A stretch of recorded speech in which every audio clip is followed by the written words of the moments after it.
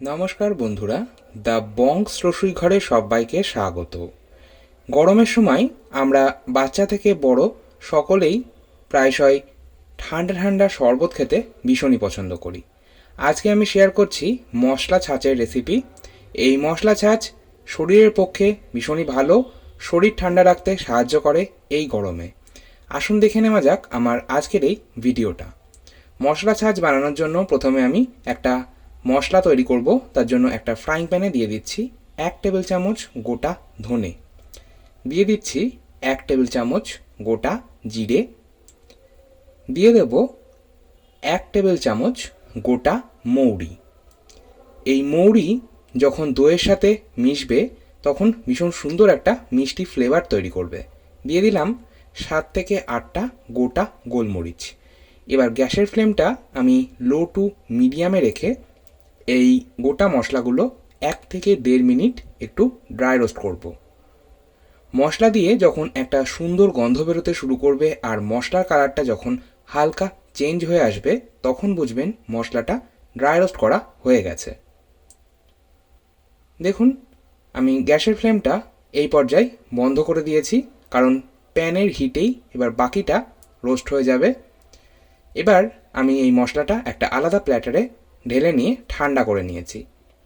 মশলাটা একটু ঠান্ডা হয়ে গেলে আমি এবার একটা মিক্সিং জারের মধ্যে নিয়ে নিচ্ছি। এবার এই রোস্ট করে নেওয়া মশলাটা আমি একটা পাউডার তৈরি করে নেব। মিক্সিং জারের ঢাকনাটা বন্ধ করে একদম হাই স্পিডে 25 থেকে 30 সেকেন্ড গ্রাইন্ড করে নিলেই এই মশলা ছাঁচের জন্য পাউডার মশলা একদম তৈরি। আমি ওটা সাইডে সরিয়ে রাখলাম। এবার আমি আরও একটা মিক্সিং জার নিয়েছি, আর এটা সাইজে একটু বড়। এর মধ্যেই আমি মশলা ছাঁচ তৈরি করব। প্রথমেই আমি দিয়ে দিলাম 1 মুঠো ফ্রেশ ধনে পাতা। এবার দিচ্ছি 15 থেকে 20টা ফ্রেশ পুদিনা পাতা।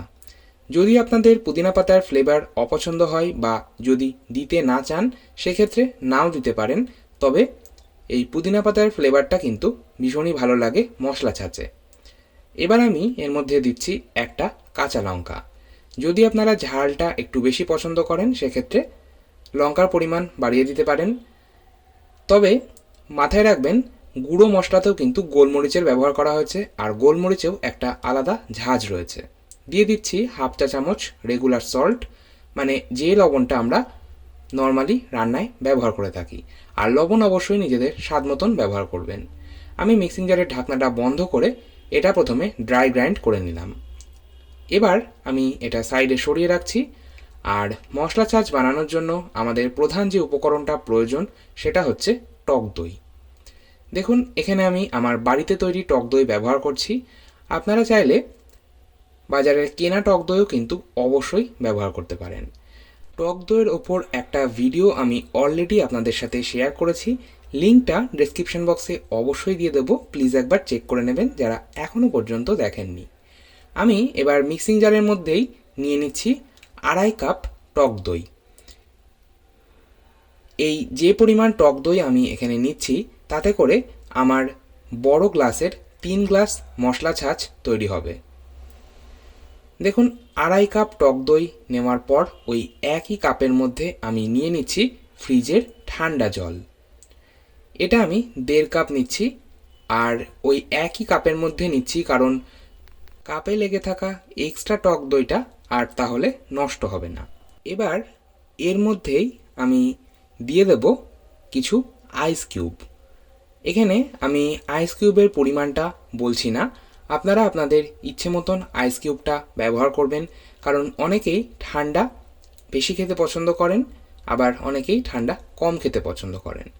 এবার আমি এর মধ্যে দিয়ে দিচ্ছি 1/4 চা চামচ ব্ল্যাক সল্ট বা বিট লবণ বা কালা নামক, যেটাই আপনারা বলেন। আর এখানে কিন্তু 2 রকম লবণই ব্যবহার করতে হবে, তাই অবশ্যই একটু বুঝে ব্যবহার করবেন, আর অবশ্যই স্বাদ মতন লবণ ব্যবহার করতে হবে। এবার আমি এর মধ্যে দিয়ে দিচ্ছি যে ভাজা মশলাটা তৈরি করে রেখেছিলাম, সেই ভাজা মশলাটা 1.5 চা চামচ। বাকি মশলাটা আমি ঢেকে রাখছি। গুঁড়ো মশলা কখনোই আঢাকা অবস্থায় রাখবেন না, তাহলে মশলার সুন্দর গন্ধটা বজায় থাকবে না, চলে যাবে। মিক্সিং জারের ঢাকনা বন্ধ করে 25 থেকে 30 সেকেন্ড একদম হাই স্পিডে আমি এটা ব্লেন্ড করে নিয়েছি। আমাদের মশলা ছাঁচ একদম তৈরি। এটা এবার সার্ভ করব, তার জন্য কিছু গ্লাস নিয়ে নিচ্ছি। আর একটা ছোট্ট কথা আপনাদের বলে রাখি, এখানে কোনো রকম চিনির ব্যবহার কিন্তু আমি করিনি, কারণ মশলা ছাঁচে কোনো রকম চিনির ব্যবহার করা হয় না। তবে যদি আপনাদের ইচ্ছে হয় আপনারা অবশ্যই মিষ্টি ব্যবহার করতে পারেন। আমাদের মশলা ছাঁচ একদম তৈরি। আমার আজকের এই রেসিপিটা যদি আপনাদের ভালো লেগে থাকে তাহলে অবশ্যই আপনারা বাড়িতে একবার ট্রাই করে দেখতে পারেন। আশা করছি আপনাদেরও ভালো লাগবে। আমার ভিডিওটা ভালো লাগলে একটা লাইক দেওয়ার অনুরোধ রইল। আর আমার ভিডিও সবার আগে আপনার কাছে পৌঁছতে চ্যানেলটা সাবস্ক্রাইব করে পাশে থাকা বেল আইকনটা প্রেস করে দিন। ওপর থেকে সামান্য ভাজা মশলা ছড়িয়ে আমি সার্ভ করছি। আবার চলে আসবো নতুন কোনো ভিডিও নিয়ে। আজকের মতো এই পর্যন্তই। ভালো থাকুন, সুস্থ থাকুন। ধন্যবাদ।